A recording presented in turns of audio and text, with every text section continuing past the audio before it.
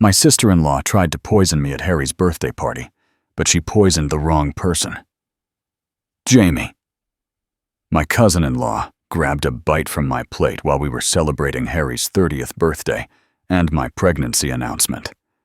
20 minutes later, she collapsed on the kitchen floor, gasping for air and clutching her stomach. The ambulance rushed Jamie to the hospital, where doctors found traces of rat poison in her system. The emergency room physician told us straight out, someone deliberately poisoned this food. This wasn't an accident. While Jamie fought for her life in the IC, I realized that plate was meant for me. Qley, Harry's sister, had been nothing but trouble since our engagement 2 years ago. She'd sent me threatening texts, tried to sabotage our wedding planning, and made every family gathering miserable with her jealous tantrums. But I never thought she'd try to actually kill me. The thing about my mother-in-law's house is that she has security cameras everywhere. After years of break-in attempts in their neighborhood, every room has coverage. When the police arrived and started asking questions about who had access to the food, my father-in-law mentioned the camera system. That's when everything changed. The security cameras caught everything she did. Harry and I met 3 years ago, and from the moment he introduced me to his family, Qley made her feelings clear. At our engagement party, she pulled me aside and said, "You know, Harry's had girlfriends before who thought they were special. They all learned eventually that family comes first." When I told Harry about it later, he just shook his head and said his sister had always been possessive, but that she'd come around eventually. During our wedding planning, she tried to insert herself into every decision. She questioned our venue choice, criticized my dress selection, and even suggested we postpone the wedding until you're sure this is really what you want. At the actual wedding, she wore white, a floor-length white dress that looked suspiciously bridal. During the reception, she monopolized Harry's time for photos, insisted on a special sibling dance, and made a toast that focused entirely on their childhood together without mentioning me once. At every family gathering after our marriage, she'd reminisce about Harry's childhood, like I wasn't there, making comments about how close they'd always been and how no one understood him like she did. She'd bring up inside jokes I couldn't participate in and constantly touch his arm or shoulder while talking. She couldn't stand that Harry chose me over her. The harassment got worse after we moved in together. She'd send me long text messages about how I was changing Harry and driving a wedge between him and his family. One message said, "You think you've won, but blood is thicker than water. Harry will realize what you really are eventually."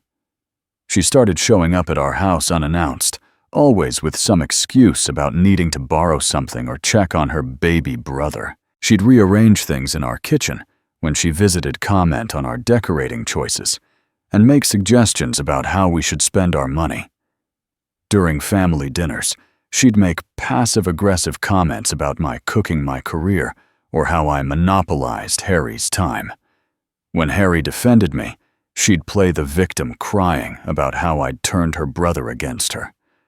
His parents always took her side, telling Harry he needed to be more understanding of his sister's feelings. Every family gathering became her opportunity to cause drama. When we announced my pregnancy 2 weeks ago at Sunday dinner, Qley's reaction was immediate and vicious. While the rest of the family celebrated, and my mother-in-law started talking about nursery planning and baby names, Qley sat silent through the entire meal, glaring at my stomach with pure hatred. Later, she cornered me in the bathroom and said, "I guess this makes it permanent, doesn't it?" Too bad Harry never really wanted kids. He used to tell me how much he hated the idea of being tied down. When I told her Harry was thrilled about the baby, she just smiled coldly and said, "We'll see how thrilled he is when reality sets in and he realizes what a mistake this all was." The threats escalated dramatically over the next 2 weeks. She sent messages about how pregnancy changes everything and how some women just aren't cut out to be mothers. One text simply said, "Accidents happen all the time to pregnant women. You should be more careful." Another read, "Pregnancy is so dangerous. So many things can go wrong, especially if you're not careful about what you eat." I showed Harry the messages, but he insisted she was just being dramatic and would calm down once the baby arrived. "She's always been jealous of my relationships," he said, "but she'd never actually hurt anyone." I wasn't so sure. She'd been playing the victim while planning something dangerous. Harry's 30th birthday party was supposed to be a double celebration. My mother-in-law had planned it perfectly. A family gathering with his favorite lasagna chocolate cake and about 15 relatives.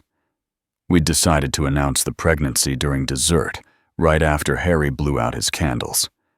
The whole family would be there. His parents, Qley, his uncle Mark, and Aunt Susan, and several cousins, including Jamie and her husband Tom.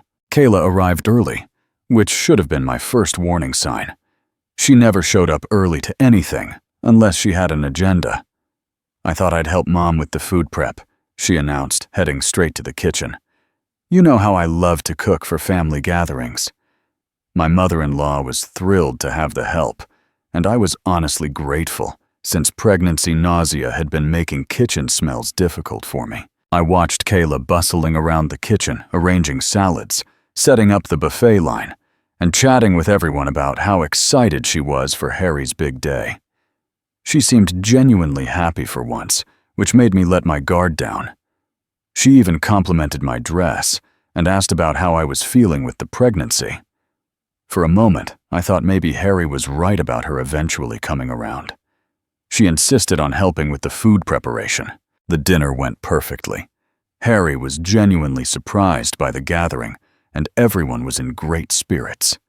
When dessert came around, we made our pregnancy announcement, and the room erupted in congratulations and excitement.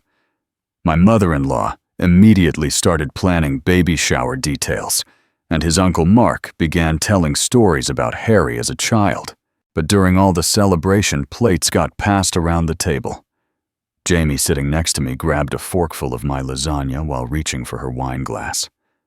"This is incredible," she said, taking another bite from my plate. "Your mother-in-law really outdid herself." 20 minutes later, while we were still laughing about baby name suggestions, Jamie suddenly gripped her stomach and doubled over in pain. Her face went white, and she started gasping for air. Jamie collapsed 20 minutes after eating my food. The next few minutes were chaos. Tom immediately knelt beside Jamie, checking her pulse while she convulsed on the kitchen floor. My mother-in-law called 911, her voice shaking as she described the symptoms to the dispatcher. "My daughter-in-law is having some kind of medical emergency. She can't breathe properly, and she's in severe pain." The ambulance arrived within 8 minutes, but it felt like hours. The paramedics immediately suspected poisoning based on Jamie's symptoms and the rapid onset. At the hospital, they pumped her stomach and ran blood tests while we paced the waiting room. Tom was frantic, demanding answers that no one could give yet. 3 hours later, Dr. Martinez came out with the test results. "Mrs. Collins has been poisoned with warfarin, rat poison," he said bluntly. The amount in her system was significant. If she'd consumed much more, or if you'd waited longer to bring her in, she could have died. He looked directly at me and added, "This wasn't an accident. Someone deliberately put this in food that was intended for consumption." The doctors confirmed it was deliberate poisoning. While the medical team fought to save Jamie's life, I watched Qley's behavior with growing suspicion. Instead of showing concern for her cousin-in-law, she kept asking strange questions about the hospital procedures and whether anyone had been asking about how the food was prepared. "Do you think they'll want to inspect Mom's kitchen?" she asked my father-in-law at one point. "I mean, what if there was some kind of contamination in the ingredients?" When the police arrived to ask preliminary questions, she immediately started cleaning up the party dishes, claiming she was helping, but clearly trying to eliminate evidence. Most telling was her reaction when my father-in-law mentioned the security cameras. "We should probably check the footage to see if anything unusual happened during food prep," he said innocently. Kayla's face went white, and she immediately started making excuses about why reviewing the cameras would be invasive and wouldn't show anything useful anyway. "I just think it's wrong to be suspicious of family during a time like this," she said, her voice higher than usual. Jamie probably had an allergic reaction or food poisoning from something she ate earlier. Why are we acting like someone deliberately hurt her? She was asking about security cameras while Jamie was dying.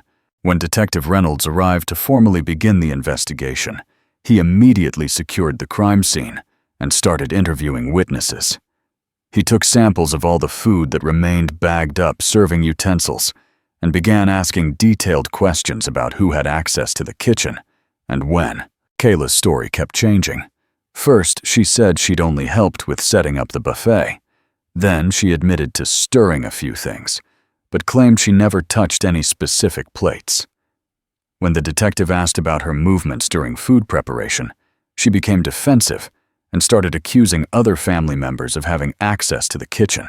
"This is ridiculous," she snapped when the detective asked for a more detailed timeline. "Any one of us could have accidentally contaminated something. Why are you treating this like it was intentional?" But her protests fell flat when she couldn't explain why she'd been so eager to clean up evidence before the police arrived. She was more worried about cameras than Jamie's life. Detective Reynolds requested access to the security camera system, and my father-in-law immediately cooperated. We installed cameras throughout the house 2 years ago, after the neighborhood break-ins, he explained, leading us to his home office where the computer system was set up. "Every room except the bedrooms and bathrooms has coverage.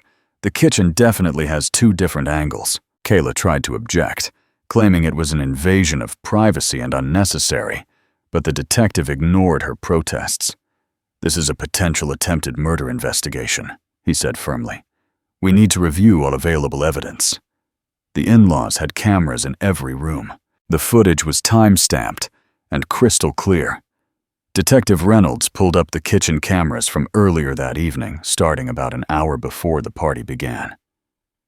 We watched as my mother-in-law and Kayla prepared food together, setting up the buffet table and arranging serving dishes. Then, at exactly 6:47 p.m., the camera captured something that made everyone in the room go silent. While my mother-in-law stepped out to greet arriving guests, Kayla looked around to make sure she was alone, then reached into her purse and pulled out a small white envelope. She opened it carefully, poured white powder onto my plate of lasagna, and used a fork to mix it in so it wouldn't be visible on the surface. The video showed her adding white powder to my food. The room erupted in shocked gasps and angry voices. My mother-in-law started crying immediately. "How could you do this? How could you try to hurt her? She's carrying our grandchild." My father-in-law just stared at the screen in disbelief, shaking his head over and over. Harry looked like he had been punched in the stomach. "Kayla, what the hell is wrong with you? You could have killed her. You could have killed my wife and my baby." His voice was shaking with rage and hurt. Uncle Mark spoke up from the corner, his voice cold with disgust. "I watched you grow up, Kayla. I never thought you were capable of something like this." Even her parents couldn't defend what they saw, but Kayla wasn't ready to give up. She immediately started making excuses, her voice getting higher and more frantic with each sentence. "That's not what it looks like. I was just adding seasoning. Mom asked me to add some garlic powder to make it taste better." "Show us the envelope then," Detective Reynolds said calmly. "If it was garlic powder, you should still have the container." Kayla's face went white. I threw it away. I thought it was empty." She looked around the room desperately. "You're all being ridiculous. This is clearly a misunderstanding. I would never hurt anyone, especially not her. This is just a coincidence that Jamie got sick." "From rat poison?" the detective asked pointedly. "The same rat poison that we can see you adding to her food on camera." Her story kept falling apart with each question. The footage showed her putting something in my dish. Security cameras caught my sister-in-law trying to murder me. Detective Reynolds had the technical team pull footage from all available angles and what we found was even more damning than the initial kitchen camera. The living room camera captured Qley arriving early and specifically requesting to help with food preparation. The hallway camera showed her going to her car and returning with a small white envelope that she carefully concealed in her purse. Most importantly, the dining room camera provided a clear-born overhead view of the exact moment she poisoned my food. The timestamp showed 6:47 p.m., and the video quality was so sharp that you could see the white powder sprinkling onto my lasagna and watch her use the fork to mix it in. The kitchen camera from a different angle captured her checking over her shoulder to make sure no one was watching before she committed the crime. A third camera in the entryway recorded her throwing something small into the outside trash can on her way back from her car right before the party started. When Detective Reynolds retrieved the envelope from the garbage, it still had traces of warfarin inside. 3 different cameras caught her poisoning attempt. When I showed Detective Reynolds the text message history from the past few months, the premeditation became undeniable. I had screenshots of her threatening messages going back to right after our engagement announcement. You think you've won, but blood is thicker than water. Harry will realize what you really are eventually. Accidents happen all the time to pregnant women. You should be more careful. Pregnancy is so dangerous. So many things can go wrong, especially if you're not careful about what you eat.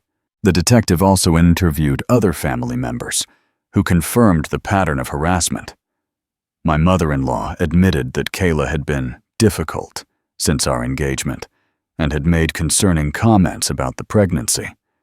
Uncle Mark told the detective about conversations where Qley expressed resentment about Harry's marriage and made disturbing jokes about getting rid of me. Harry provided his own witness statement about his sister's behavior, including the time she showed up at our house uninvited and rearranged our kitchen items.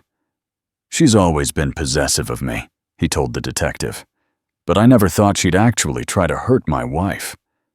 The threat pattern established clear motive and premeditation. She'd been threatening me for months before the party. Dr. Martinez provided expert testimony about the warfarin dosage found in Jamie's system. The amount of rat poison that was consumed would have been fatal for someone weighing 130 pounds or less, he explained to Detective Reynolds. Mrs. Collins weighs about 160 pounds, which is likely why she survived. But for someone smaller, like the intended victim who's pregnant, this dosage would have caused massive internal bleeding and almost certain death. The medical examiner who tested the remaining lasagna confirmed that the poisoning wasn't accidental. This type of warfarin requires intentional application, she explained. It doesn't occur naturally in food, and the concentration we found indicates deliberate tampering. Someone specifically added this poison to the food with the intent to cause serious harm or death. The toxicology report also revealed that the poison had been mixed specifically with my portion of the lasagna, not randomly distributed throughout the dish. The concentration was isolated to one section of the serving pan, the examiner noted. This wasn't a case of someone accidentally contaminating the entire batch. This was targeted poisoning. The poison was enough to kill someone my size. Every family member at the party gave statements confirming Qley's suspicious behavior throughout the evening. My father-in-law described how she'd been unusually interested in the kitchen setup and had specifically asked to handle food preparation. Tom, Jamie's husband, remembered Qley asking strange questions about whether anyone would be reviewing security footage. Cousin Sarah mentioned that Qley had seemed nervous throughout dinner and kept watching me eat. She kept staring at your plate, Sarah told the detective. I thought it was weird at the time, but now it makes horrible sense. Even my mother-in-law, despite her initial loyalty to Qley, had to admit what she'd witnessed. She was acting strangely all evening, she said in her statement. She kept asking about cleanup procedures and whether we'd be disposing of leftover food. I thought she was just being helpful, but now I realize she was covering her tracks. The witness statements combined with the video evidence text message Threats and medical testimony created an overwhelming case. Every threat, every manipulation was documented. Detective Reynolds worked with the prosecutor's office to build what they called a textbook case of attempted murder. We have video evidence, physical evidence, witness testimony, medical confirmation, and a documented pattern of threats, he explained to us during one of our follow-up interviews. Cases like this are prosecutors' dreams. Everything is documented, time-stamped, and corroborated by multiple sources. The forensics team had cataloged everything methodically. The envelope with warfarin residue, the contaminated lasagna samples, the security footage from multiple angles, and even Qley's purse, which still contained traces of rat poison. The district attorney's office was confident they had everything needed for a conviction on attempted murder charges. Detectives called it one of their clearest cases. My in-laws immediately banned Qley from their house and made it clear that her attempts to hurt me meant she was no longer welcome in their family. "We can't believe we raised someone capable of this," my mother-in-law said through tears. "We're just grateful that Jamie survived and that you and the baby are safe. That's what matters now." Harry was devastated, but unwavering in his support for me. "She's not my sister anymore," he told his parents firmly. "Anyone who tries to murder my wife and unborn child is dead to me. I don't care about blood relationships when it comes to protecting my family." The extended family rallied around us as well. Uncle Mark started a family group chat, specifically excluding Qley, and cousin Sarah offered to testify about Qley's suspicious behavior at the party. Even distant relatives who'd heard about the poisoning reached out to express their horror and support. The whole family chose my safety over her lies. But Qley wasn't going down quietly. From jail, she continued making phone calls to family members trying to convince them that the evidence was somehow fabricated or misinterpreted. She claimed the security cameras had been tampered with, that someone had planted the poison evidence, and that Jamie's illness was just a coincidence. "This is all a misunderstanding," she insisted to anyone who would listen. "They're making me into a scapegoat because they need someone to blame for what happened to Jamie. I would never hurt anyone, especially not her. This whole thing is insane." When those explanations didn't work, she tried playing the victim again, claiming that her threats had been taken out of context, and that she'd only been trying to protect Harry from making a mistake. According to her version of events, everything she'd done had been motivated by love for her brother, not hatred for me. She blamed everyone except herself for the poisoning. The prosecutor spent weeks organizing evidence and preparing for trial. The case file included hundreds of pages of documentation transcripts, of witness interviews, medical reports, technical analysis of the security footage, and a complete timeline of events.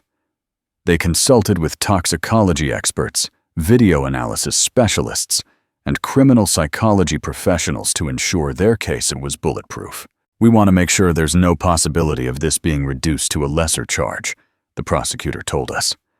"Attempted murder is serious, and the evidence supports it completely." She tried every excuse except taking responsibility. Sister-in-law's poisoning attempt destroyed her entire life. 3 weeks after the party, Detective Reynolds arrived at my in-laws' house with an arrest warrant, while the whole family was gathered for Sunday dinner. Qley had been released on bail pending trial, and this was the first time we'd all been in the same room since the night she tried to kill me.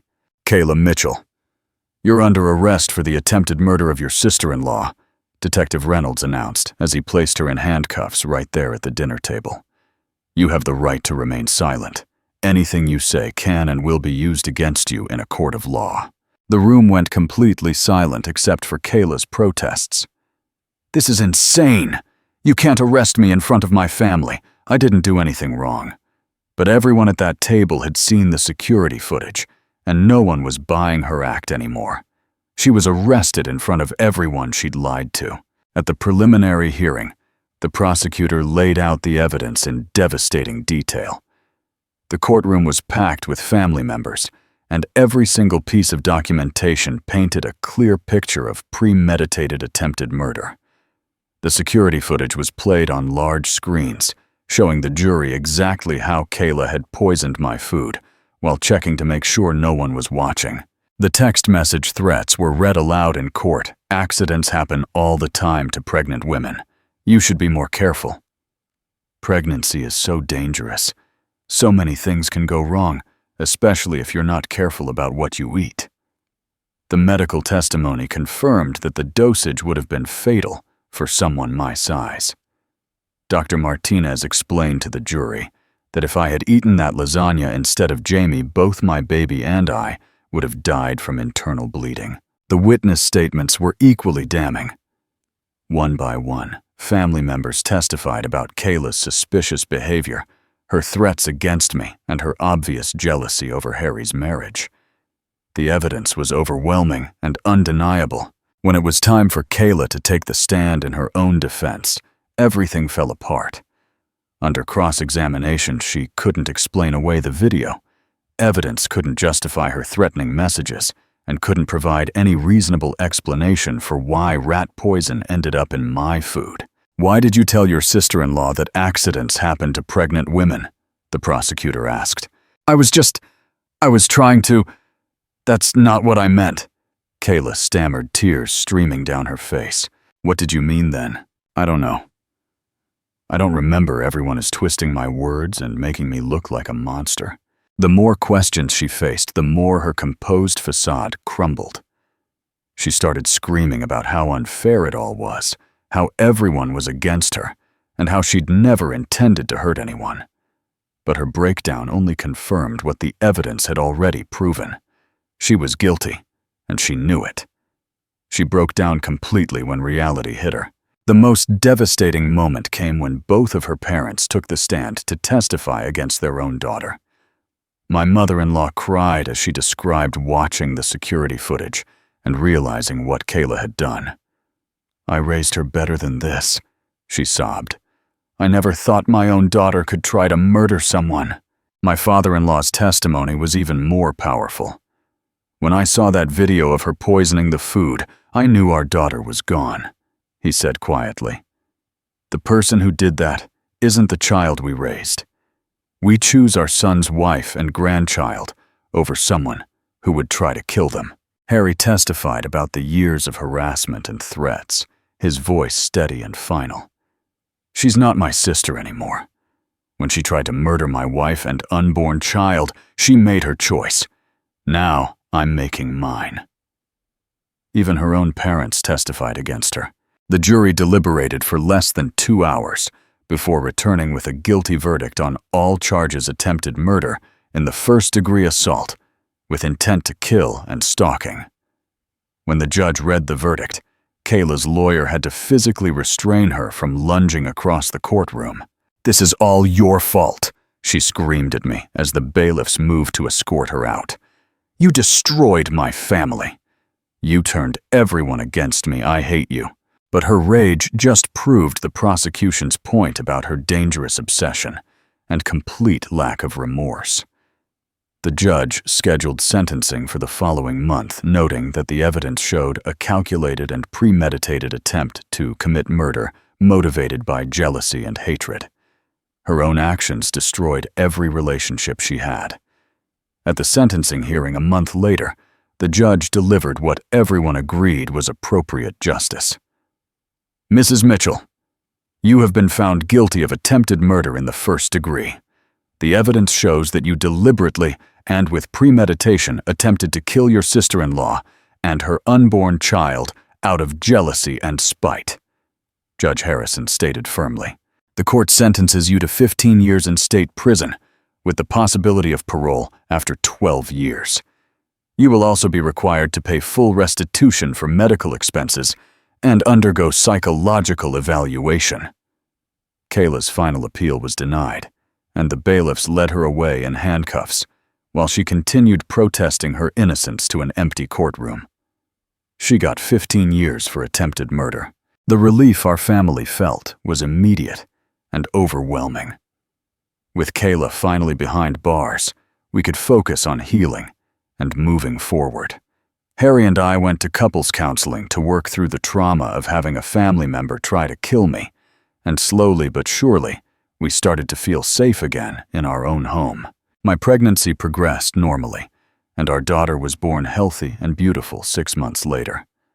My in-laws became the loving grandparents we'd always hoped for, and the toxic cloud that had hung over every family gathering finally lifted. Jamie made a full recovery from the poisoning and became one of our strongest supporters, often joking that she'd taken a bullet for me and the baby. The extended family stayed close, bonded together by the experience of watching someone we'd all trusted reveal their true nature.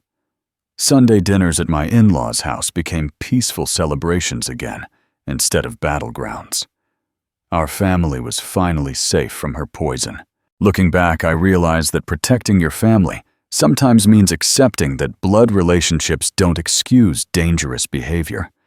Kayla's jealousy and hatred had escalated to attempted murder, and no amount of she's family could justify keeping someone like that in our lives.